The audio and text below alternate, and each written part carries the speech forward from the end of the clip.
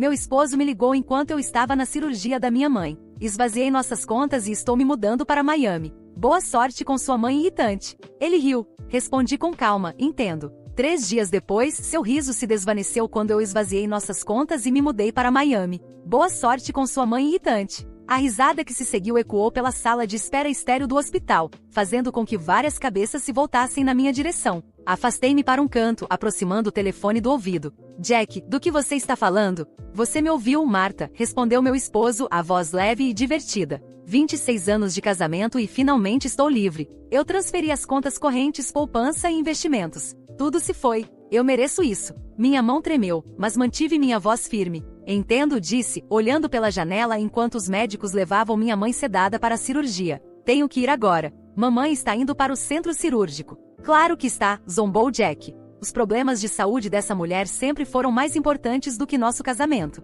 A linha caiu. Guardei o telefone no bolso, respirei fundo e voltei para a sala de espera. O neurocirurgião havia explicado que a condição da minha mãe não era fatal, mas, sem esse procedimento, uma recuperação completa do derrame seria impossível. O custo era substancial, mesmo com o seguro, então eu havia planejado retirar dinheiro da nossa conta conjunta, a conta que Jack aparentemente acabará de esvaziar. Meu nome é Marta Calégua. Tenho 49 anos. Sou gerente de contabilidade em uma editora de médio porte em Chicago. Depois de apoiar Jack durante a faculdade de Direito, várias mudanças de carreira e um negócio fracassado, finalmente havíamos alcançado estabilidade financeira. Não tivemos filhos. Jack nunca quis, então concentrei minha energia em minha carreira e em cuidar da minha mãe. Desde que meu pai morreu há 3 anos, Jack sempre ressentiu o tempo que passei com ela, especialmente depois do derrame dela, 4 meses atrás. Ela está te manipulando, ele insistia. Se ela tentasse, poderia fazer mais por si mesma. Sua insensibilidade foi uma fonte crescente de tensão entre nós, mas nunca imaginei que ele tomaria uma atitude tão drástica. E muito menos enquanto eu estava no hospital para a cirurgia da minha mãe. Fui até o balcão da enfermagem, minha mente a mil. Com licença, minha mãe já entrou na cirurgia? Ela se chama Anna Bennett. Sim, acabou de entrar, respondeu a enfermeira gentilmente. Deve durar cerca de 4 horas. Há alguém que possa esperar com você? Não, respondi. Estou sozinha. Enquanto me acomodava em uma cadeira desconfortável da sala de espera, desbloqueei meu telefone e abri o aplicativo do banco, rezando para que Jack estivesse mentindo. Mas os saldos confirmaram sua ostentação. Nossa conta corrente mostrava $437. A poupança estava completamente zerada e a conta de investimentos conjunta, que ontem tinha mais de $300 mil, agora exibia uma mensagem de erro sobre privilégios insuficientes. O que a enfermeira não podia ver, o que Jack não sabia, era que sua ligação não me surpreendeu tanto quanto deveria. Porque nos últimos 2 meses eu estava observando, esperando e me preparando exatamente para esse cenário. A única surpresa foi o momento que ele escolheu e o fato de que ele ainda não percebeu com quem estava lidando.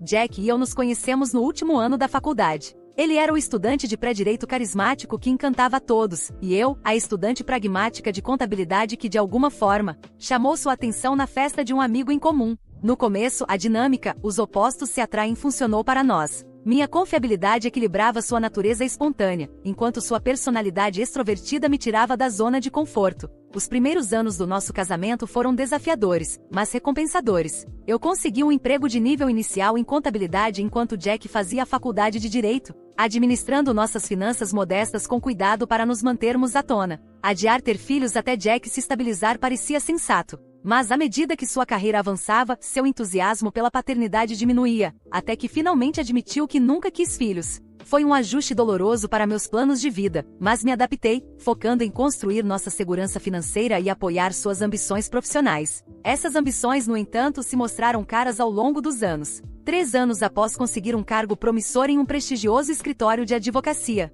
Jack decidiu que o direito corporativo não era satisfatório e saiu para trabalhar em um pequeno escritório especializado em direito ambiental. O corte salarial foi substancial, mas apoiei sua busca por um trabalho mais significativo. 5 anos depois, ele abandonou a advocacia completamente para abrir uma consultoria empresarial que faliu após 18 meses, consumindo quase $100 mil dos nossos fundos. A cada transição, eu fui o pilar financeiro, a planejadora estratégica, a responsável por garantir que nos recuperássemos de cada revés. Quando meu pai morreu inesperadamente, deixando minha mãe devastada emocionalmente e lutando contra um estágio inicial de demência, Jack inicialmente me apoiou. Mas conforme os meses passaram, seu ressentimento cresceu. O derrame da minha mãe 4 meses atrás apenas intensificou sua hostilidade. Ela vai nos falir, ele argumentou quando soube da cirurgia necessária. Estamos nos aproximando da aposentadoria, Marta. Devíamos estar planejando nosso futuro, não gastando tudo nas contas médicas dela. Eu lembrava que tínhamos dinheiro e que podíamos pagar, mas suas objeções ficaram cada vez mais intensas. Em retrospectiva, eu deveria ter percebido os sinais de alerta.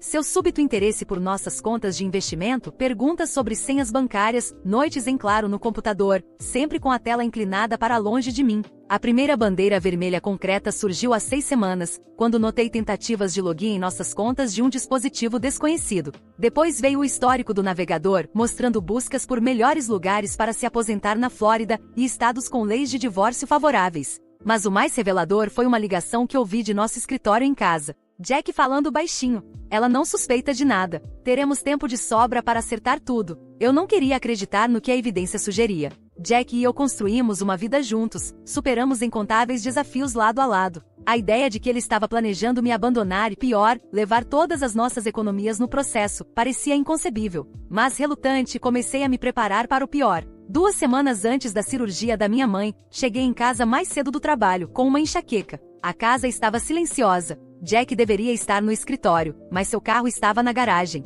Entrei pela porta lateral sem querer incomodá-lo, mas parei ao ouvir sua voz. A porta do escritório estava entreaberta, e ele estava em uma videochamada, de costas para mim. Meu nome foi mencionado. Marta não tem ideia. Ainda acha que somos o casal perfeito. Enquanto isso, tenho acesso a todas as contas.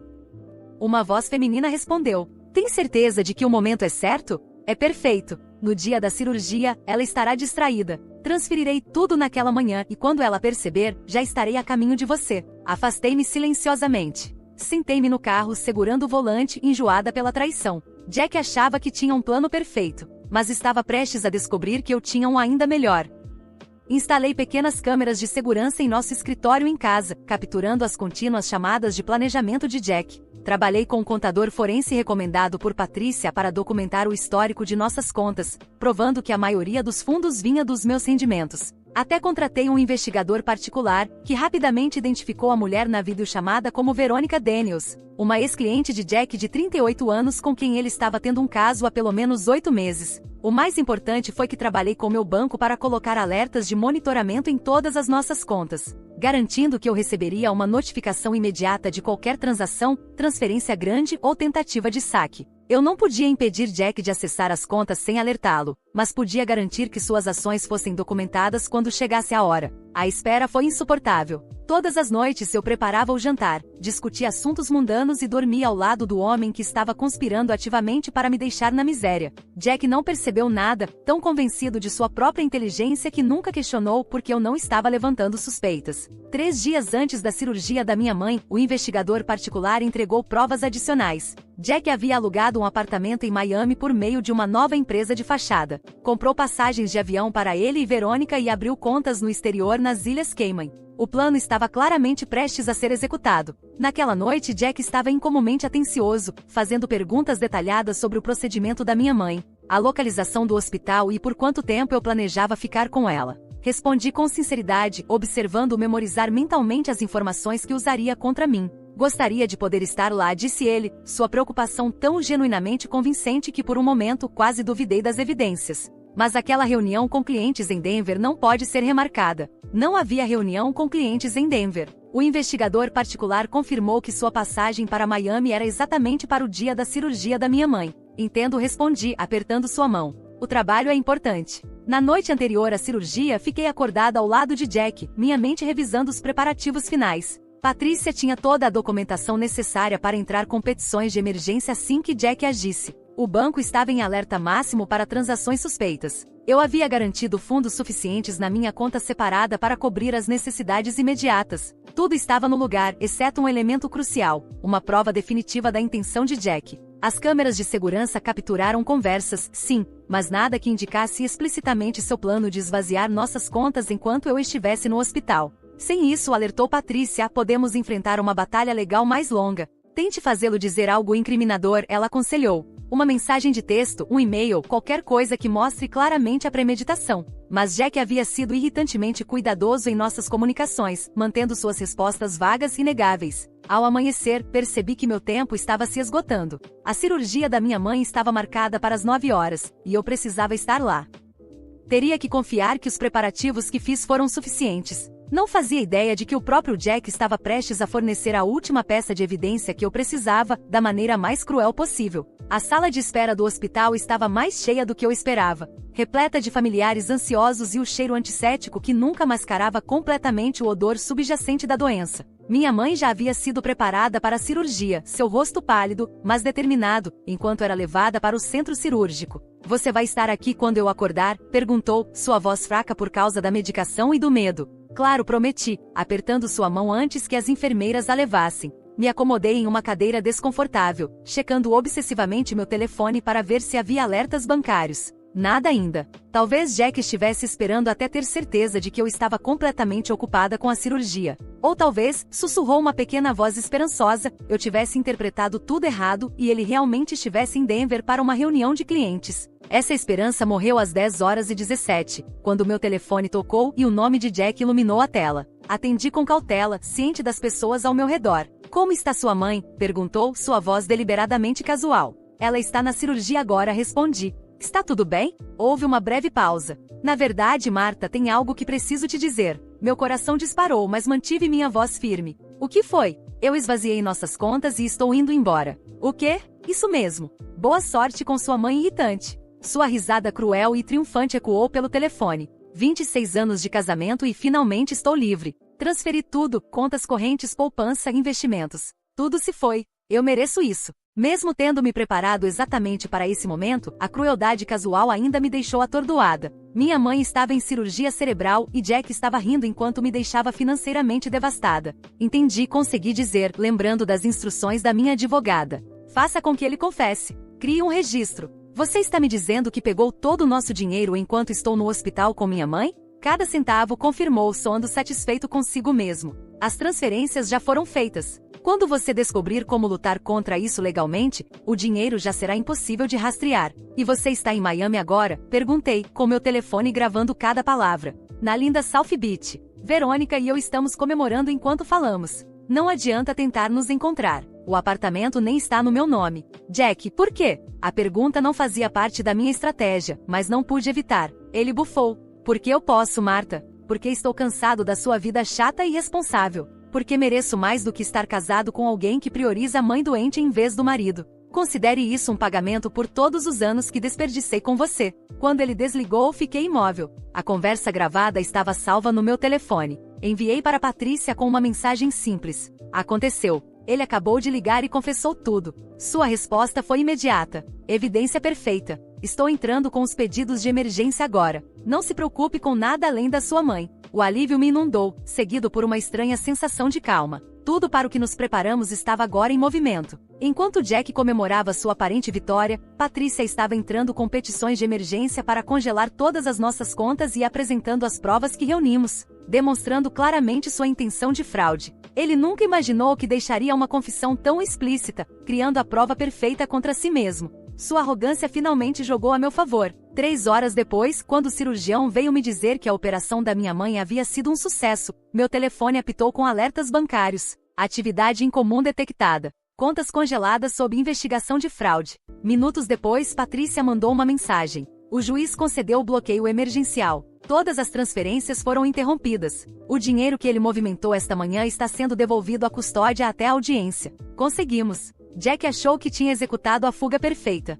Ele não fazia ideia de que acabará de cair em uma armadilha que vinha sendo preparada há anos, uma armadilha criada pela esposa chata e irresponsável, que ele tanto subestimou. A sala de recuperação da minha mãe estava silenciosa, exceto pelo som rítmico dos monitores. Ela dormia tranquilamente. A cirurgia foi um sucesso, segundo os médicos. Sentei-me ao lado da cama dela, com meu telefone vibrando continuamente com atualizações de Patrícia sobre a situação legal que se desenrolava rapidamente. A ordem emergencial de restrição financeira tinha sido apenas o começo. Armada com a gravação da chamada telefônica, as imagens das câmeras de segurança e os detalhes da análise forense financeira que havíamos preparado, Patrícia convenceu o juiz a emitir um bloqueio total dos bens. Não apenas nossas contas conjuntas, mas também as contas pessoais de Jack. as transferências para o exterior e até mesmo a LLC que ele usou para alugar o condomínio em Miami. O juiz ficou particularmente perturbado com o momento do crime. Patrícia enviou uma mensagem: roubar os bens matrimoniais enquanto o cônjuge enfrenta uma emergência médica familiar demonstra uma crueldade excepcional. Estamos em uma posição forte. Por volta da meia-noite, meu telefone tocou. Era um número com código de área de Miami que eu não reconhecia. Fui para o corredor para atender. Você é Marta Calégua? Perguntou uma voz feminina tensa e irritada. Sim. Quem é? Verônica Daniels. Meu sangue ferveu. Seu marido disse que você congelou nosso dinheiro. Nosso dinheiro. A posse casual em sua voz me enojou, mas mantive o tom neutro. Congelei meu dinheiro, que Jack tentou transferir ilegalmente enquanto minha mãe estava em cirurgia cerebral. Ele disse que essas contas pertencem a ele. Então ele mentiu para você, assim como tem mentido para mim há meses. Fiz uma pausa, escolhendo minhas próximas palavras com cuidado. Você sabia que a maior parte desse dinheiro veio dos meus ganhos? Que eu sustentei durante 3 mudanças de carreira, um negócio fracassado. Que fui a principal provedora durante a maior parte dos nossos 26 anos de casamento. O silêncio dela sugeriu que Jack havia pintado um quadro bem diferente. Os tribunais congelaram esses ativos até a audiência. Continuei. Se você está com Jack por dinheiro, saiba que pode não sobrar muito quando isso terminar. Isso é ridículo. Disparou ela. Jack me disse que você era vingativa, mas isso é mesquinho. Interrompi, minha compostura finalmente se quebrando. Minha mãe está se recuperando de uma cirurgia cerebral. Meu marido, o homem que sustentei por décadas, esvaziou nossas contas e riu disso enquanto eu estava no hospital. Depois me disse que eu merecia por ser uma pessoa chata e irresponsável. Realmente é vingança me proteger da ruína financeira, Verônica? Antes que ela pudesse responder, ouvi a voz de Jack ao fundo. Com quem você está falando? Me dá esse telefone. Marta, rosnou ele, presumivelmente pegando o aparelho. O que diabos você fez? Cada conversa que você teve no nosso escritório em casa está em vídeo. Cada plano que você fez está documentado. Cada transferência que tentou foi marcada como fraudulenta. Mas por favor, continue falando. Suas confissões são extremamente úteis para minha advogada. Ele ficou em silêncio, finalmente compreendendo a profundidade de seu erro de cálculo. Só mais uma coisa, acrescentei. Patrícia Wilson entrará em contato com você amanhã sobre os trâmites do divórcio. Sugiro que encontre seu próprio advogado. Encerrei a chamada e voltei para o quarto da minha mãe, uma mistura de emoções girando dentro de mim, tristeza pelo casamento no qual eu acreditava, raiva pela traição de Jack, mas, acima de tudo, uma profunda sensação de vitória. Jack me subestimou porque pensou que minha natureza responsável me tornava previsível, até entediante. Ele estava prestes a descobrir que pessoas responsáveis são os oponentes mais formidáveis quando decidem contra-atacar. 3 dias depois da ligação de Jack, enquanto minha mãe era transferida para o centro de reabilitação, o mensageiro entregou um envelope grosso no quarto do hospital. Dentro havia um dossiê completo preparado por Patrícia, cópias das ordens financeiras emergenciais, a confirmação de que todos os fundos transferidos haviam sido recuperados e colocados em contas monitoradas pelo tribunal, e os primeiros registros do pedido de divórcio, citando a flagrante má conduta financeira e o abandono conjugal de Jack. A parte mais satisfatória, uma declaração juramentada do escritório do xerife do condado de Miami-Dade confirmando que Jack foi pessoalmente intimado em seu hotel à beira-mar.